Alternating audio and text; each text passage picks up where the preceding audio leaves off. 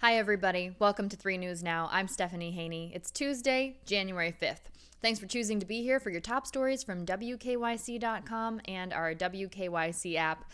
It is certainly Tuesday, and we have definitely moved on from Victory Monday. There are more COVID-19 cases in the Browns organization, including 2 players, 2 assistant coaches, and head coach Kevin Stefanski. Talk about having your moment to celebrate and then moving on to the next obstacle. We'll get to more of that in just a moment. Today is also a big day when it comes to national politics because in Georgia, it is the day of the election for the Senate runoff. This is the final day. Mail-in ballots have been happening. Early voting has been happening. Today is the final day for in-person voting and to get those ballots in Georgia. You might be wondering, why do we care about that here in Ohio?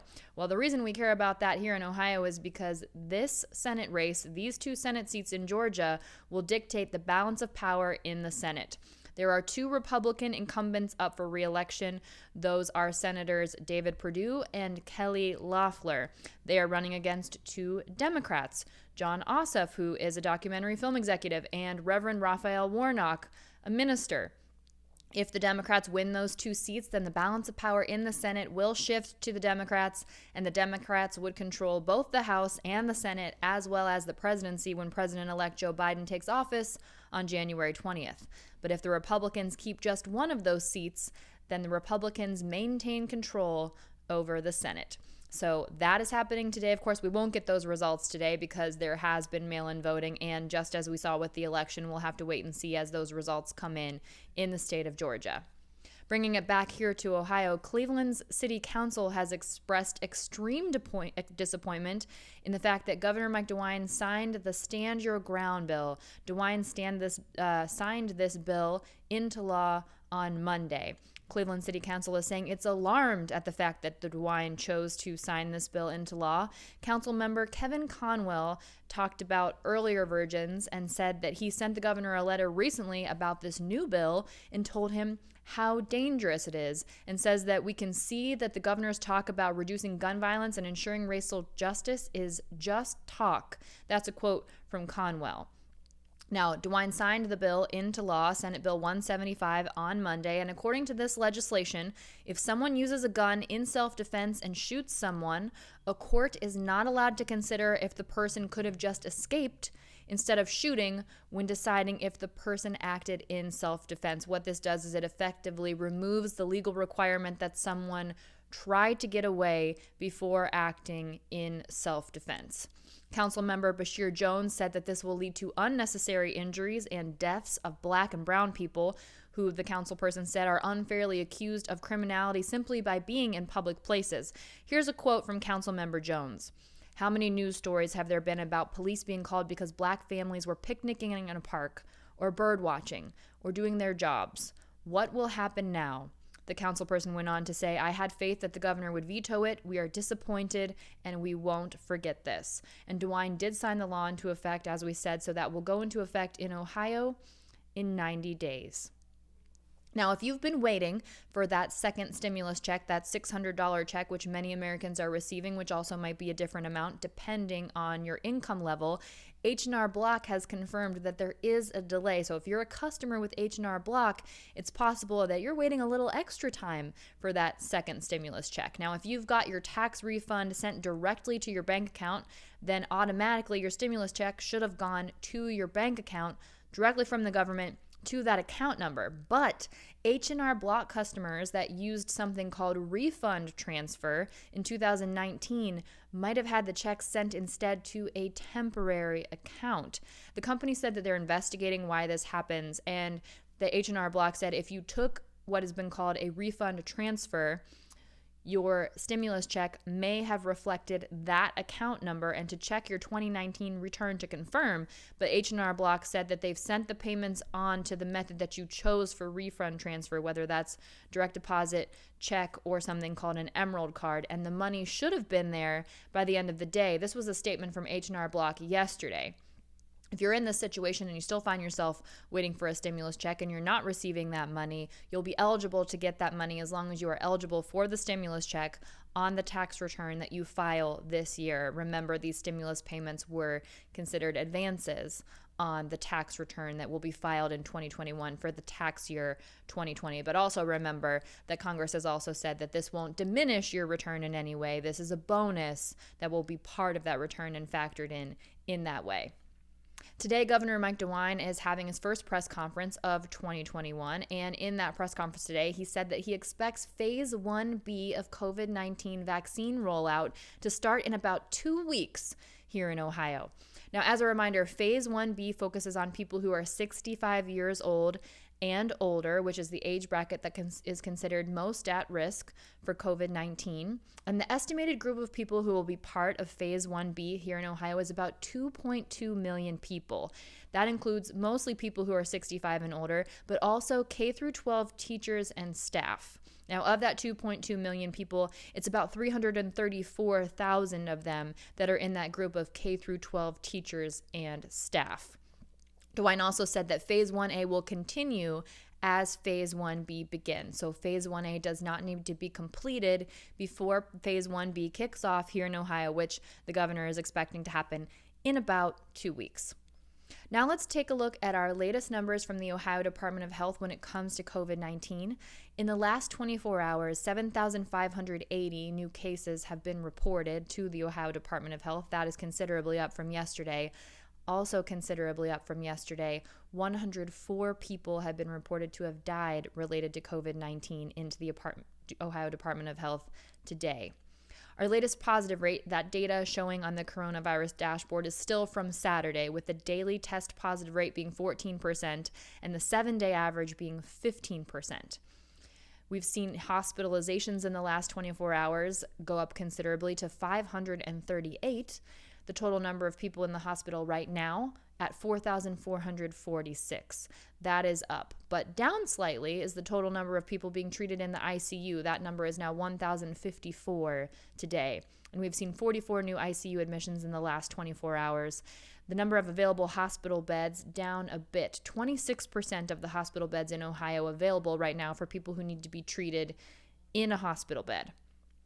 Now let's take a look at the national and the global COVID-19 numbers. These numbers come from Johns Hopkins University.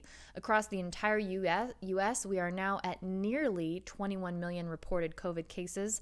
That number is 20,903,619.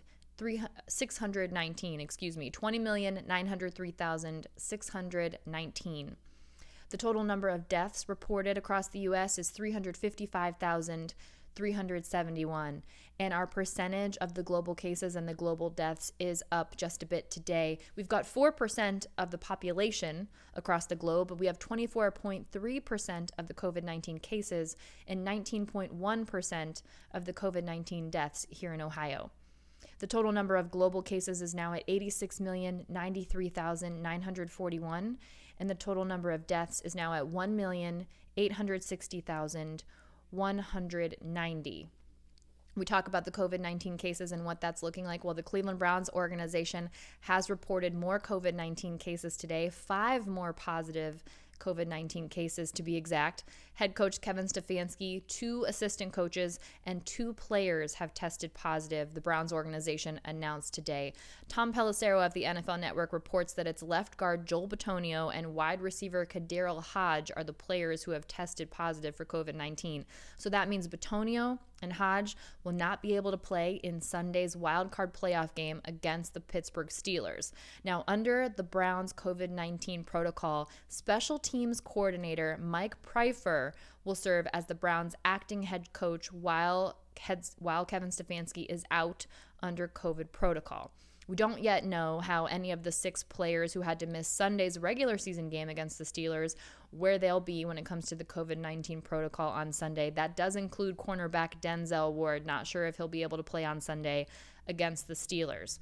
Now, throughout this week, Kevin Stefanski will be able to participate remotely in game planning for the game, but as of right now, he will not be able to coach in the actual game. Now, of course, people are reacting to this. This is the first time the Cleveland Browns have been in the playoffs since 2002. It's been an 18-year drought. The veteran on the team, Bitonio, now not going to be able to participate in that first playoff game. And people are understandably very disappointed at this news. Lots of people are wondering, how could this possibly happen and why the team hasn't been on lockdown? And a lot of people are calling for the NFL to postpone Sunday's game between the Cleveland Browns and the Pittsburgh Steelers. Some people are saying that it should be pushed and that we are seeing a result of COVID-19 spread over the holidays. Other people are saying that the NFL has said that they would not postpone playoff games. A lot of people are making reference to what happened earlier in the season when the Ravens and the Steelers game was postponed several times during the week of Thanksgiving. However, it is worth noting at this time that there were many more positive cases on the Ravens team at that time. I believe the number was 28 players who had tested positive at that time. Other people are saying that they should give every team an extra week and just push it all back, and a lot of sort of split conversation on that. And of course, other people are saying that the Browns are being treated differently. But some people did bring up the fact that the NFL made the Denver Broncos play with no quarterbacks and the New Orleans Saints play with no running backs. So obviously COVID-19 is a very fluid situation, and the NFL will respond as it responds, and we'll just have to wait and see what happens. But some people are asking why head coach Kevin Stefanski can't just coach virtually, and how it might even be better, which that might answer the question as to why Stefanski can't coach virtually. But one particular fan said he could sit in a press box, assuming that he's asymptomatic, and that he could have lots of screens with access to it. So again, that could potentially be a possible advantage. However, not something that the NFL has said that they will do at this time, but it is something that people are talking about. But Cleveland Browns fans do remain optimistic, and a lot of people are talking about what a story it would be if the Browns do beat the Steelers in the wild card round with our head coach out, with potentially multiple players out for the game, including KhaDarel Hodge, who has been a serious game player throughout the season. But this is a unique situation. I want to point out the fact that this is a very unique situation where the Browns played the Steelers last week, and they are to play the Steelers again next week. So if there was a case to be made for postponing a game in order to keep the playoffs on track, this could potentially be it, depending on what contact tracing shows and if there are any COVID-19 cases that do come up on the Steelers squad, because no matter what happens in the playoff game between the Steelers and the Browns, one of those teams is moving on. So we will just have to wait and see what happens as this week progresses. News for you out of Akron. The Akron police are looking for a suspect who rammed a BobCat Skid Steer into an ATM machine. We do have a photo of the suspect on WKYC.com. Police are saying that it was a stolen I'm having a difficult time saying that. A stolen BobCat Skid Steer into a Citizens Bank ATM early on Friday morning. This was on New Year's Day on East Waterloo Road. Police say the Bobcat was stolen from a business on Exeter Road, and they are asking for the help in identifying this individual. Again, you can check out that photo on WKYC.com. The phone number to call the Akron police at is 330-375-2490, 330-375-2490 if you have any information at all about this person who is suspected to have rammed this Bobcat into an ATM on New Year's Day. And news out of Cleveland Heights, the iconic Nighttown restaurant and jazz club has been sold. The owner, Brendan Ring, not only sold Nighttown, but also all of his property in Cedar Hill, which is now being redeveloped. Now, previously, Brendan Ring had said that Nighttown would open this spring under his ownership. However, now he says that it will open sometime this summer. The buyer, that name has not been disclosed, but the buyer is said to be in late-stage negotiations with an unnamed, well-known Cleveland chef to take over the restaurant. Now, Nighttown has been closed, by the way, right now. They've been closed since November because of the surge in cases of COVID-19 here in the state of Ohio. They did reopen between July and November after having closed down when every restaurant closed down in March, and then waiting a little bit longer to reopen just out of an abundance of caution. And last night, Brendan Ring, the previous now owner, spoke with our own Russ Mitchell about his decision to sell Nighttown and whether COVID-19 played a role in that process. And Brendan said that his wife and him both had a couple of health issues this year. And as far as how much COVID comes to play in that, he said when you get a little illness, you say to yourself it's time to stop and smell the roses. And they've been working like crazy for 29 years, and it sounds like they are just ready to take a little break. But from the sounds of it, Nighttown will live on under new ownership, and that'll reopen sometime in the summer. So we'll certainly keep you posted whenever we learn something new about that, especially if we learn anything about who this unnamed well-known Cleveland chef is who is supposed to be taking over the restaurant. That's it for your 3 News Now update for Tuesday, January 5th. I'll see you next on What's New with your Clicking in Cleveland segment, your trending stories. Yesterday, it was all Victory Monday. Today, it will be all of your reactions to this breaking news about the COVID-19 cases on the Cleveland Browns. So meet me there for that. By the way, you can watch live from the WKYC app when we go live from 5 to 6, and you can do that when all of our news broadcasts are on the air. Everyone, enjoy the rest of your afternoon. Stay safe and be well. I'm Stephanie Haney.